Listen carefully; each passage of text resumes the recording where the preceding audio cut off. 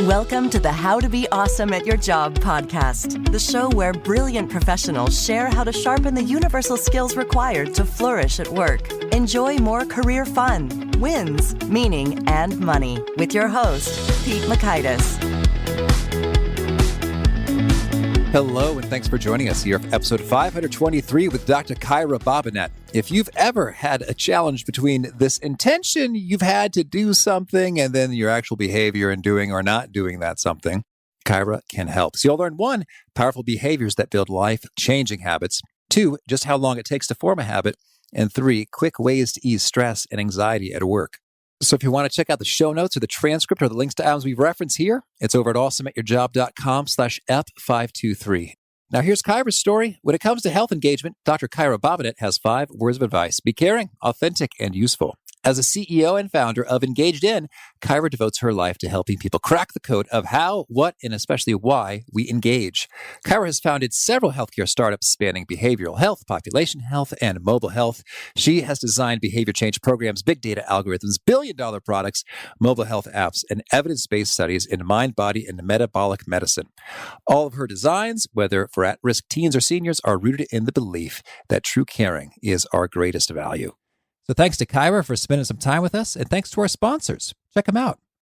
And big thanks to our sponsor, Acorns. Acorns makes it easy to start automatically saving and investing for your future. You don't need a lot of money or expertise to invest with Acorns. In fact, you can get started with just your spare change. Acorns recommends an expert-built portfolio that fits you and your money goals, then automatically invests your money for you. NerdWallet.com, whom I love on these sorts of matters, gives Acorns a whopping 4.7 stars and says, quote, if you want to make the most of your spare change, there's no better place to do that than Acorns. Head to acorns.com/awesome or download the Acorns app to start saving and investing for your future today. And we got a legal disclaimer here. It may not be representative of all clients. Tier 1 compensation provided. Compensation provides an incentive to positively promote Acorns. View important disclosures at acorns.com/awesome. Investing involves risk, including the loss of principal. Please consider your objectives, risk tolerance, and Acorns' fees before investing. Acorns Advisors LLC, Acorns, is an SEC-registered investment advisor. Brokerage services are provided to clients of Acorns by Acorns Securities LLC, member FINRA/SIPC. For more information, visit acorns.com. One sponsor to check out is Harvard Business Review. This brilliant magazine, published at hbr.org, is the leading destination for smart management thinking. Fun fact, HBR has been mentioned in 108 episodes of the show. That's because HBR has great stuff that comes up often. They've got explainer videos, podcasts, real-world case studies, and much more. I think of HBR each night that I put on my special orange glasses. Their article, Will Blue Light Glasses Improve Your Sleep?, revealed that those who wore them reported better sleep and a 7% improvement in work performance as compared to those who wore the sham glasses. So I cite HBR anytime anyone tells me that I look silly wearing them. Now, much of HBR's content is available for free when you sign up at their site. Subscriptions that get you unlimited content cost $10 a month. If you visit hbr.org/subscriptions and enter the promo code AWESOME, you can save 10% off of that subscription. Again, to save 10% off of your HBR subscription, go to www.hbr.org/subscriptions and enter the promo code AWESOME. Now, here's Kyra. Kyra, thanks for joining us here on the How to Be Awesome at Your Job podcast. Absolutely. So much fun. Well, I'm excited to dig into your wisdom because you've spent a lot of time studying something that I've wondered about for quite a while. And apparently it's called the brain behavior gap. Can you first tell us, what is that?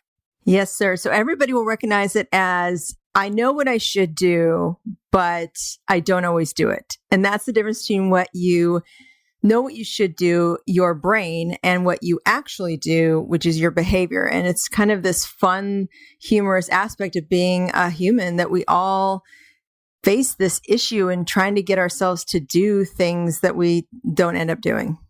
Yeah. So I have wrestled with this question ever since I remember in high school, marching band.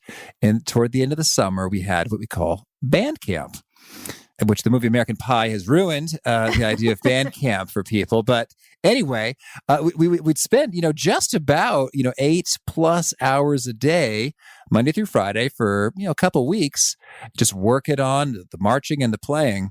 And I thought, man, we make a huge amount of progress in terms of putting that show together. And I think, but what could I accomplish if I could just hunker down and work that much solo on something? And I still don't think I've cracked the code on how to actually do that. Oh dear. Yeah. It's such an interesting thing to listen to people's stories of trying to sequester themselves. They're almost like a runaway dog, running away, and you're half of you is like, come back, so it's really crazy. Certainly. Well, so tell us, what makes it difficult and what should be done? Yeah. So the reason why this happens is we have basically two gears. You can think of it in our brain. One is our fast brain, I like to call it. It equates to Daniel Kahneman's work on System 1 thinking, all the autopilot, all of the mindlessness, all of the stuff that happens by habit and without thought. That's kind of fast brain. Think of tying your shoes, brushing your teeth, yada, yada. And then there's the slow brain, which is the sort of ideals, the problem solving, the hard kind of mechanics and decision making and willpower and all that juicy stuff. But that's in short supply. So if you were to take a ratio, the fast brain's like 95% of what we do, and the slow brain's about 5% of what we do. And so oftentimes the slow brain gets its ass kicked by the fast brain, and we're just doing the normal distraction things or the things that feel good right now, the immediate gratification, and the slow brain just doesn't have a chance. So everything that we deal with as behavior designers and that I've learned to do with behavior change is to work with those two gears and get them to align. Intriguing.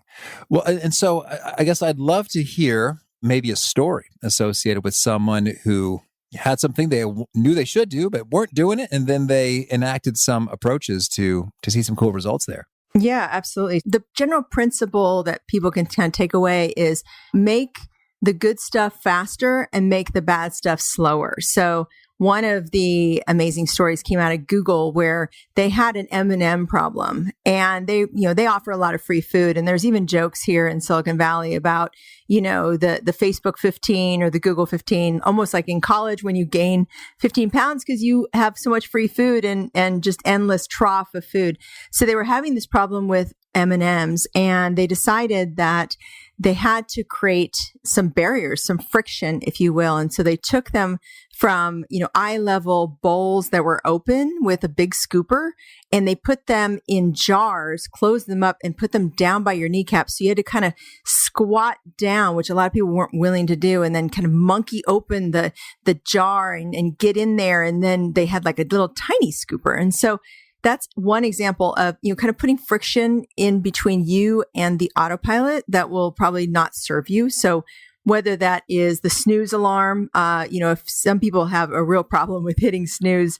And so, how do you create that friction for yourself to not hit snooze? Do you move the phone away, your alarm with your phone on it away from you further, those kinds of things. And people, once they understand how this works, they get really creative. It's just amazing to me. Oh, I love that in so many levels. When you said M&M problem, I was thinking of the rapper. Like, oh, are they playing M&M too loudly? Oh, no. The chocolatey treats that are high calorie. I can see it. And so, no, I think that's quite brilliant in terms of making them hard to access. And I've done that before in terms of if I've got a 6-pack of delicious beer and I want to drink it, more slowly. Just try to really put it deep in the back of the fridge. So I have to be pretty motivated and committed to, kneel down and reach through and make it happen. And sure enough, it makes the 6-pack, last more days. Exactly. Out of sight, out of mind. So that's great and very well simply articulated to make the good stuff faster and the bad stuff slower.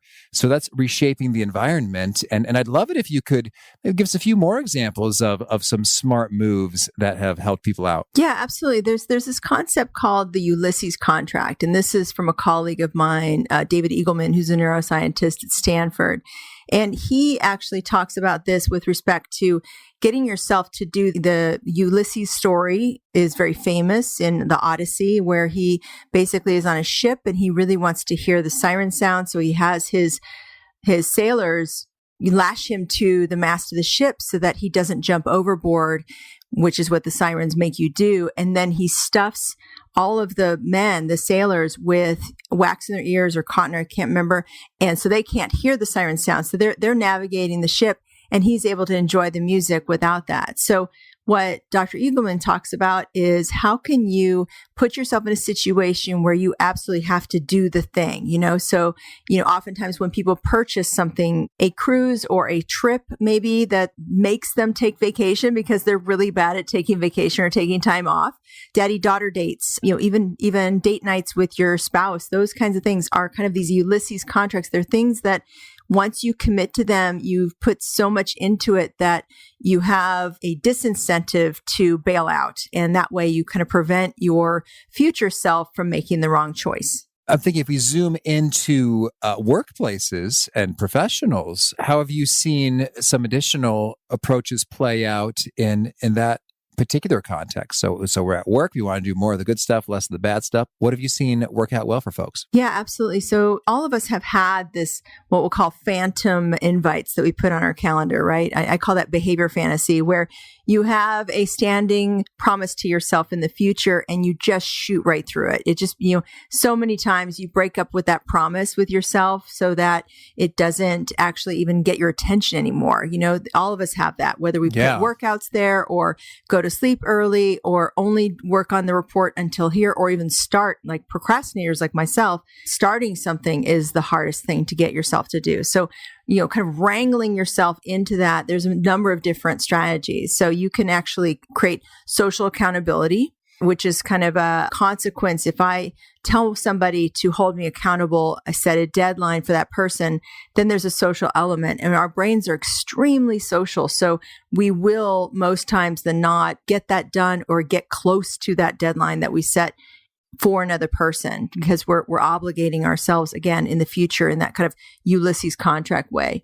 Another thing that people do is create a reward system for themselves. So that could be an emotional reward. That could be giving themselves a treat of some kind. Hopefully it's not going to work against your health in any way. But if there's something you've been really wanting to do, a freedom, a delight, a just a little celebration, that you want to send that signal of dopamine and even oxytocin, which is another reward chemical, to your brain by really making it a point to celebrate and create a reward system at the end, much like you would train an animal. Well, please share some examples of great rewards and celebrations. And we had BJ Fogg on the show earlier who had some great perspectives on this. And I think it warrants some elaboration. So you want to be careful that it doesn't sort of work against other goals like, oh, it's going to be a delicious Reese's peanut butter cup or something. I don't know, with high calories.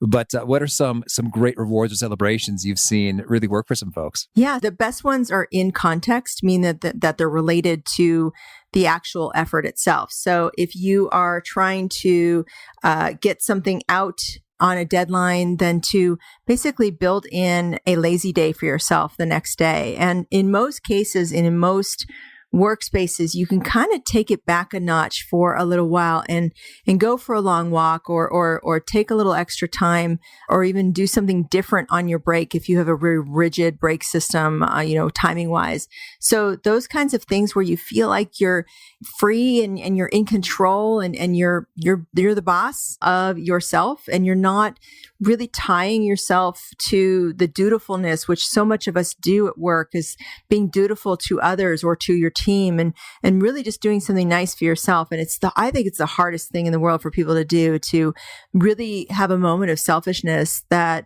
really helps to signal to themselves, hey, I'm here for you and I'm taking care of you. And that really, I find in all the people that I interview and research, they really stop rebelling against themselves when they have those little treats that they give themselves. I like that. Well, so we talked a bit about behavior change and shaping the environment. Let's talk about specifically habit formation. We talked a bit about the celebration rewards piece. Could you maybe orient us to the overall science behind habit formation? Yeah, so this is super fascinating. I started out in workplace stress reduction in one of the programs that I created. I created a mindfulness program that was kind of the first in class when I was at Aetna, and has since kind of been taken up by Headspace and Calm and some of these apps. So those are all really great. And I am still a proponent of mindfulness, but I find that unless I can make something as mindless as tying your shoe, it's not going to survive your modern life. So we have a new model we need to really follow of behavior change, which is habit formation vis-a-vis unstoppability, being unstoppable, being the ability to just keep going and going and going. And one of the things I found in my research on habit science is that there's a new area of our brain that's been characterized called the habenula. And that's a mouthful, but it's basically in charge of two things. One, it is a detector of you thinking you failed. So if you think you failed, I could throw you in an fMRI machine and this part of your brain will light up, right? So the second thing that it does, if it lights up, if it gets turned on like that, is it kills your motivation to try again. And this to me was shocking and kind of the reason why you see people do really, really well in terms of changing their behaviors. They set goals, they track them, they do all these things. And then one day, including this happened to myself, including one day you just stop doing it. And I had patients like this and I would say, so what happened? And they would literally blink and look at me blankly and say, I have no idea. They don't know how they got there because it happens subconsciously. So the person doesn't even consciously know that they lost their motivation. They just don't do it, And so one of the things with habit formation is that if you practice and if you practice and practice, you'll find something that you can get to go. You can close that brain behavior gap, get yourself to practice and practice and practice. And as the brain responds to that repetition, what it does is it creates almost like a highway. It lays down the asphalt so that you can drive even faster. So that behavior goes faster and faster and faster, and it becomes part of your fast brain, that autopilot mindlessness area that we talked about at the beginning. So that to me was just amazing and shocking. And so it completely changes the paradigm of how to change behavior.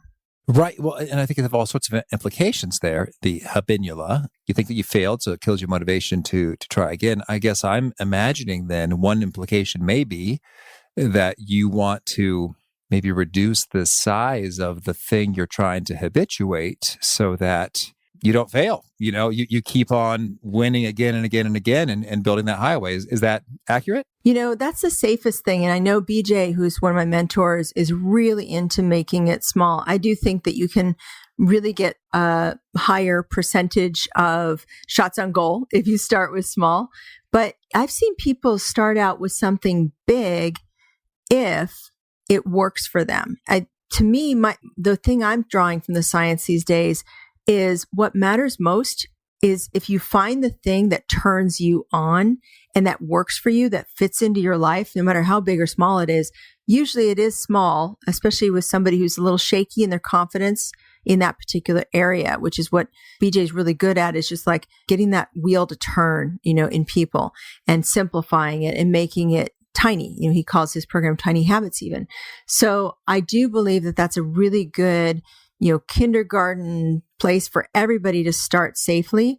But I also noticed in my own research that the more important thing that we found is something called the iterative mindset, that we're calling the iterative mindset, because we found people who changed their habits, big lifestyle habits against all odds, but they did it by finding their experiment, by looking at it as an experiment and then iterating or tweaking and tinkering with it until it worked for them. So maybe you can kind of see that as a small change too. Understood. And while we're talking about laying the highway, roughly, I guess that maybe I've seen all kinds of different ranges quoted in different places, but how long does it take to form a habit? Is it 28 days? Is it 66 days? Does it depend? And what does it depend on? Can you lay it down for us? Well, Pete, I just so happen to be nerdy enough to know the answer to that. Oh, please. I actually, about 4 years ago, I asked myself that same question, and I had my neuroscience team really, really scrub the scientific literature and put together a model based on the evidence that was there. So actually, it takes 1 full year to fully what's called myelinate, which is that pavement in the brain that makes it super fast. The electrical signal can go way faster for a new habit to form. And that's with fairly, daily, if not multiple times a week, repetition of that habit. And so what happens when you have a highway after about a year is that you've got now 2 copies of the same behavior. You have the old copy of, in my case, I used to go through the drive-through all the time as just a easy way to get a meal. And as I broke that habit, my competing habit, my adult 1-year-old habit was to cook at home for my kids. And once you have that cook at home thing, you can still go through the drive-through. You still have that old highway. And most people don't understand it. It's not that they're not patient about building the new highway. It's that they make the mistake thinking the old highway is in disrepair. So a full year, interesting. And so then I imagine it's like the full-blown, highway and myelination. Is there a kind of intermediate step before that, or how do you think about that? Right. There's hope, Pete. There's hope. Yeah. So what we know from the science is that around 8 to 10 weeks, there's this kind of automation that starts to kick in. So it starts to feel easier and easier, more automatic. And then over the time that you do it, you're basically sending so many signals to your brain of, hey, this is my new normal, that your brain makes it feel more comfortable. So over the course of that year, you're going to get more and more comfortable. It's going to become more and more you, as opposed to not you. And it's going to get more and more automated. You can use less and less brain energy to make it happen. So that's where the mindlessness really kicks in. To me, we should all be looking at mindlessness as the goal. Yeah, that's fun. It's a fun way to think about that, mindlessness, which almost sounds like a bad, thing to be avoided. Today, mindfulness is everything. But you're saying mindlessness is the thing to pursue, but it makes sense in this context, and I appreciate that. So very cool. Well, so then, I guess there's many, many habits one might choose to build. I've heard some cool research or thoughts on keystone habits, habits that can sort of unlock a whole lot of great results. Tell us, when it comes to a well-designed life, what are some of the habits that tend to really do have some powerful ripple effects? The more I do this, and we've been building a software around this, and what we're finding is that it is literally a matchmaking exercise between that person at that time in their life based on everything they've tried before and they're burnt out on and what they're open to and what can kind of re-engage them. And then what excites them, what fits their life, what fits their schedule. It is almost like that old adage where you've got a floating circle in the ocean and an ocean turtle, sea turtle just happens to pop up their head right in the middle of that circle. That's kind of how bullseye it has to be. And so I think that right now what we're facing is, how do we sift through all of the millions of options, in any particular topic area, and really find the thing that works for us, that works for me right now, that's going to, again, turn me on and really, it makes sense to me and it really is interesting to me. And just having that, I'll call it seeking behavior, is the most important thing, it seems. And there's another neuroscientist that I really admired. He passed away a couple years ago, named Jack Panksepp. And his conclusion was that there were 7 emotional channels in the mammalian brain. We are mammals. And he noticed that the number one most dominant emotion was seeking behavior. So think Google, think online shopping, think looking for a mate, looking for a job. That power of that looking is itself very therapeutic and positive for us. Boy, that feels like another hour conversation right there. Wow. We can have a part 2. So the seeking is the strongest of the 7.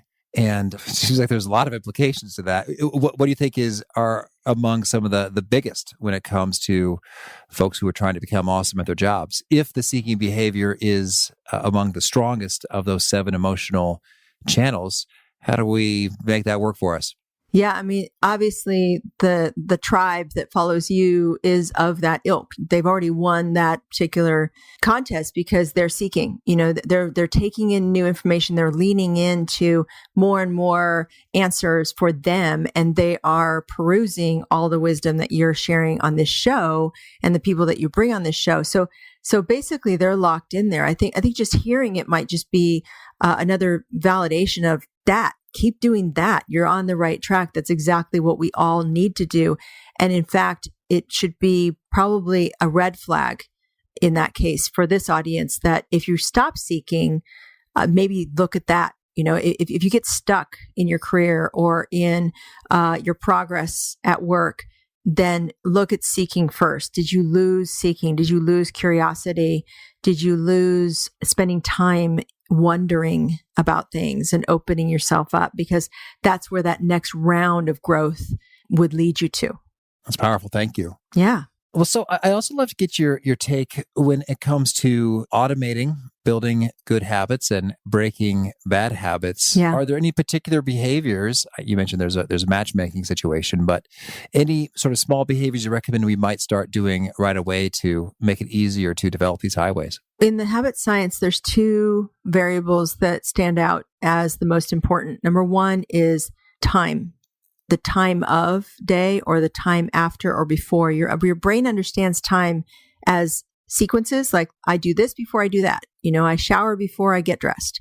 And it also understands things in terms of time of. I do this on Sundays, time of week, time of day. And so if you're trying to do a habit and you haven't anchored it in time or how your brain understands time, it's likely going to get lost in the wash of your life and your distractions. So that's one thing I would say. The other thing that the science is saying is that location is huge. We also understand I do this in my car. I do this, at my desk. I do this when I go to the cafeteria. Those kinds of triggers, contextual, they're called context cues, are the thing that really helps to anchor the habit in space, if you will. So you've got time and space. And then there's the social element too, which is I do this with these people. So one of the reasons why it's so hard not to, be good, some people call it, I don't call it that, but, at a birthday party to not eat cake when everybody else is eating cake is that your brain is saying, oh, I eat birthday cake with other people. I don't just go to the grocery store and throw it in my grocery cart usually, by myself at home with happy birthday to me, it's very social. So those are some three ways that I think, somebody who's thinking about a habit could strengthen it and could really help them to select the right one for them. And so with all this talk about environment and habits, I'm curious in terms of what have you seen in workplaces are some of and I know it's going to be a special fit and matchmaking person to person, but boy, what are some of the most prevalent bad things in habits and environments and good things in habits and environments that you're seeing in workplaces today? Yeah, I would say the most troublesome one is the stress habit that gets turned into gossip and toxicity. So most cultures don't have I'll call it an anus for the stress that gets built up there. Pardon, I'm a doctor, so that kind of word is available to me. It might be the first time the word anus has been uttered on the show. Thank you, Kyra. Yeah. The listeners are like, what did she say? So yes, I said anus. You mean we're excreting it out, I think is where you're going with this. I said anus. Yeah, sure. Exactly. I'm going to say it a couple times. We need some outlet for all the stress and friction. And, people are moving a million miles a minute. They're going from meeting to meeting to meeting, or they've got production schedules, or they're stocking shelves like crazy, whatever your job is. And you are going back to back to back to back. Most people can't even find time to go to the restroom at their modern work, right? So all of that creates all this friction and all of this like angst and rumination that the brain's going through.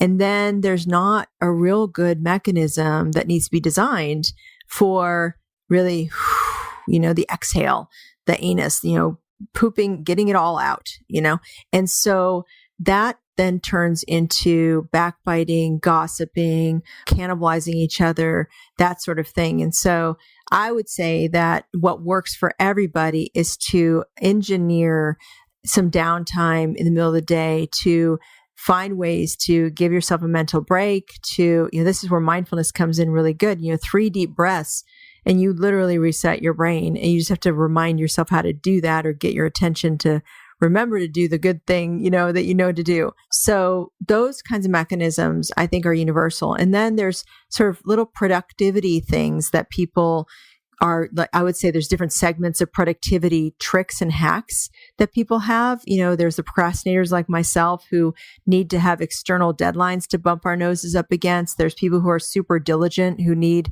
really, who are maybe introverts who need that quiet time away. There's people who are extroverts who need to go and, pull together a bunch of people and talk everything out, And so those are some ways that I see are mushy, but could be more clarified if somebody were to take the time and kind of almost journal or articulate it for themselves. What kind of person are you? What kind of worker are you? When do you see yourself really shine and really turn on? And I think that'll help people understand, some of the habits that are maybe positive and maybe toxic for them.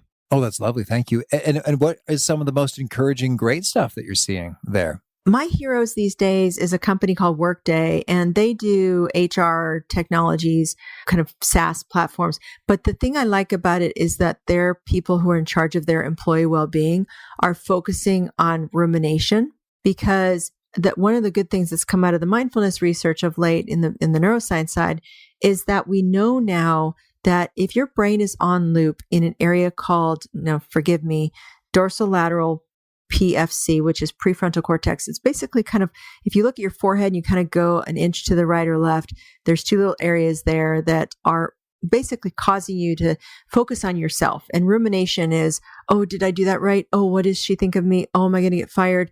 Oh, when's my performance review? Am I ever going to get up, rise up in this company? Do I need to look for another job?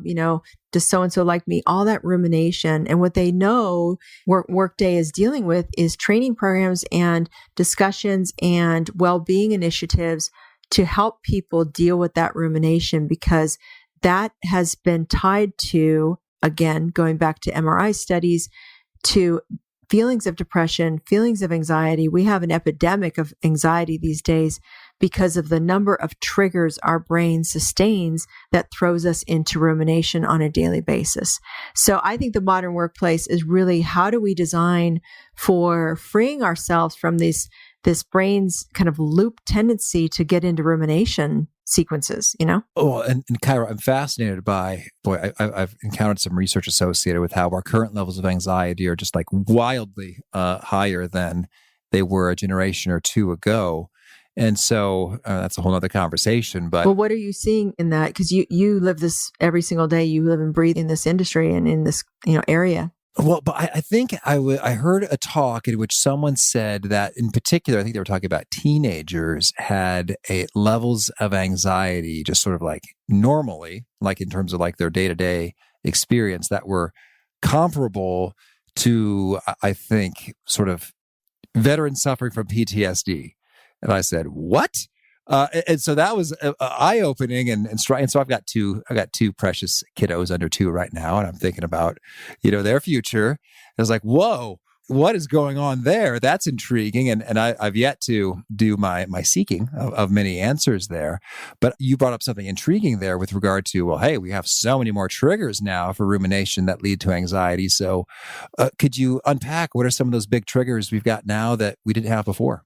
Yeah. So, we have so much exposure, right? So let's say take a typical Western person in the US, for example, and even before they start their first meeting or activity at work, they have listened to or watched a million things that could have triggered an emotion in them. So all that residue is kind of spinning around in their subconscious. And that's going to lead to rumination if they do not do something consciously and mindfully about it. So if they don't ground out and say, I send compassion to that war-torn area I just heard about, or I just heard about the fires in my area, or a tornado that happened in the Midwest, or any of those things, like it does land in the brain. And even if you think you're tough and you move on, it moles around inside. And so that's the kind of fodder or tinder by which this rumination fire just starts to burn and starts to go and go and go. And, it's subconscious. So what happens is that you don't even notice it until maybe I've talked to executives who suddenly have panic attacks on a work trip, and they're the most solid person in the world. And they're, super extroverted and things like that, but that's how it's affecting us. It's just that constant, touch on things you can do nothing about, but you have an emotional response to. Well, thank you. So part of the mystery is in place there, and I appreciate that. Kyra, tell me, anything else you want to make sure to mention before we shift gears and hear about some of your favorite things? Pete, what I stand for at this point is just making people unstoppable. For me, the most significant thing in my career so far has been really understanding how iteration and iterators never fail. And they're in all kinds of industries and they're all kinds. So the one thing I really care about is just really helping people to wake up to that fact. It's a fact about your brain and how it works. And it helps you get around the habenula and all the little, things that'll blow up in your face. And that to me is revolutionary in terms of people's success at work and in life. And I'm just super stoked about that conversation and that concept and people making that their own as well. Well, now could you share with us a favorite quote, something you find inspiring? Yeah. So kind of along those lines, I had a mentor named David Lewis, and he used to have this really interesting voicemail because I would call him sometimes for some moral support or, how do I do this? And his voicemail said, "Hi, this is David. You didn't catch me right now. I'll catch you later." He said, "Don't ever give up, no matter what you do." And then he hangs up. And that's my favorite quote of all time. Oh, it's lovely. Thank you. And how about a favorite study or experiment or bit of research? So for me, it is the iterative mindset study that we did. Again, we've been building up this research for a couple of years now on the Walmart project. And we found that this iterative mindset existed in people who succeeded.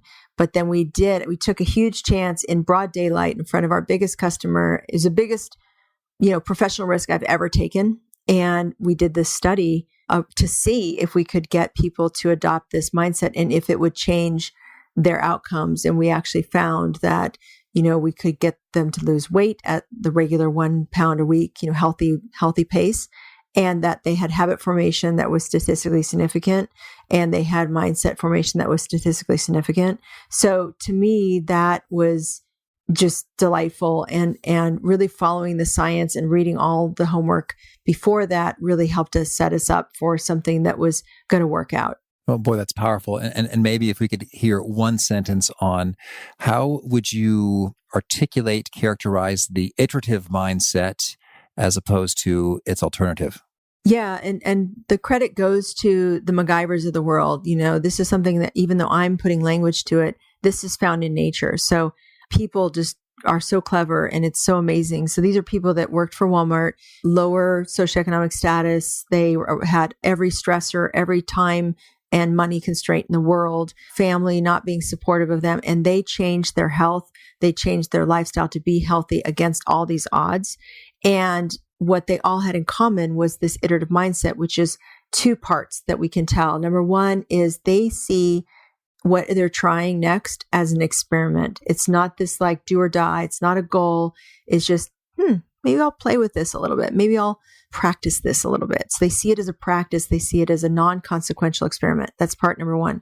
Part number two is when they need to change something, either because a life disruptor came in, they had to move away from their favorite gym, or their shift changed and they can no longer do what they were doing before, cooking for their kids, whatever.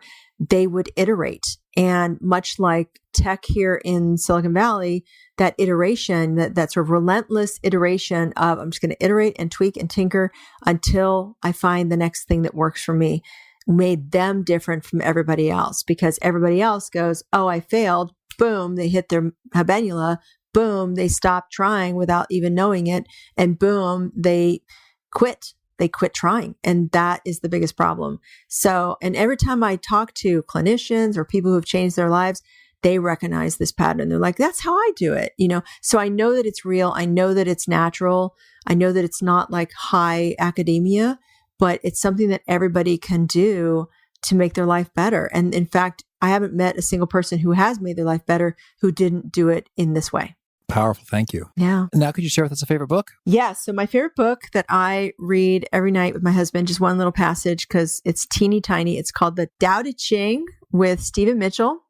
as the interpreter. And I just love it because it kind of messes with my sense of reality. It says, do without doing. And that just is one of those koans that just like, what? I don't understand.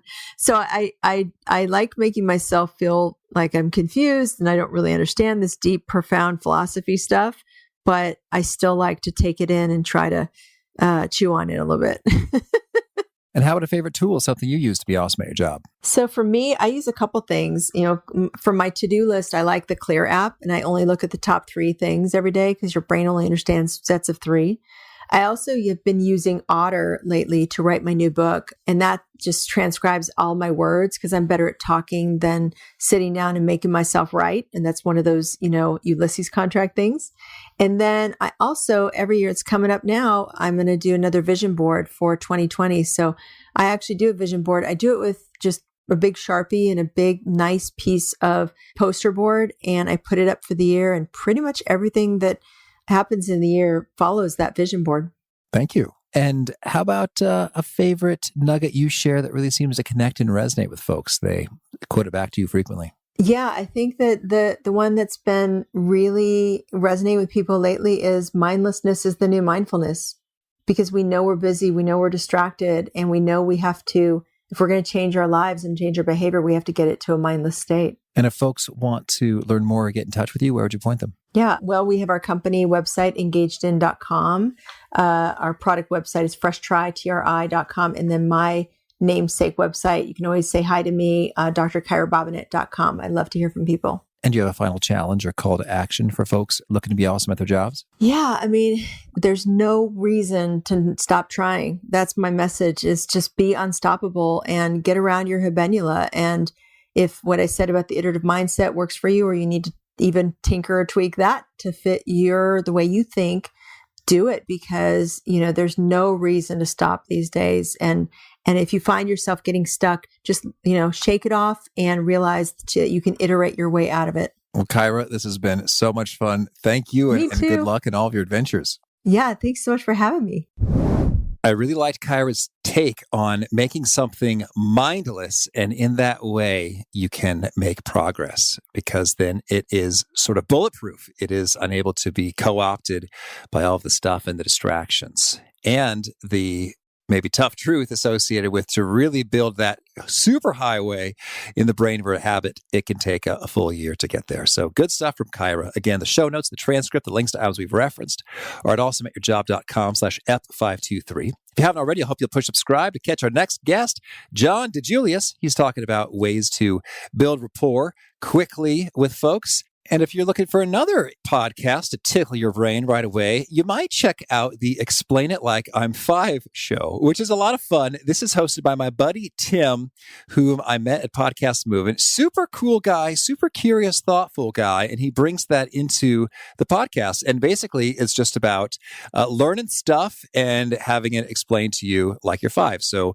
I was just listening to the episodes associated with, hey, what's up with noise-canceling headphones? How does that work? And how does that unfold? And what's the difference between noise isolating, etc., and dopamine? What are some misconceptions? It's just kind of a fun brain teaser. It's called Explain It Like I'm 5, or ELI, and then the number 5. Hope you dig it.